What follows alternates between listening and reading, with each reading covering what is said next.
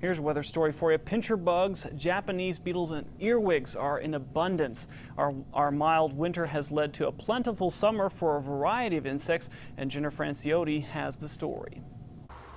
They're creepy and crawly, and this summer, earwigs and Japanese beetles are everywhere. This seems to be the summer of the denizens of the dirt. We're seeing things like earwigs. We're seeing soldier beetles.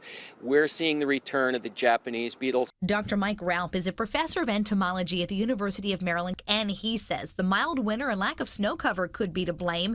The earwigs or pincher bugs, he says, have a good and bad side. While they do kill some of the pests in the garden, they're pretty likely to eat your marigolds. But Raup says the Japanese beetles are just plain bad. This is one of our most destructive insect pests around the landscape. They'll feed on more than 300 different kinds of plants. And that's why Japanese beetle bug bags are in such hot demand. Garden expert Richard Thomas says folks are buying all kinds of products to protect their homes and gardens against pests. And right now, he says ants are a big problem. Ants are attracted to moisture.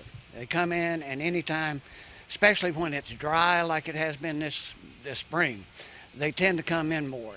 There is some good news this summer. One bug we're not going to see as much of, the stink bug. But if you're still having trouble at your house, there are some products you could buy to help. But Raup says chances are you're not going to need it. Why? Seems like some of our natural enemies. These are the good bugs that eat bad bugs. We think they may be catching up with stink bugs.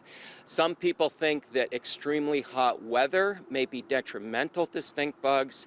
So these are a couple of the thoughts behind it, but it's going to take a few more years of research, I think, to really put the answer on this question. There's no real explanation either as to why lightning bugs continue to make a comeback. Such a pretty summer favorite. Do we really need the answer?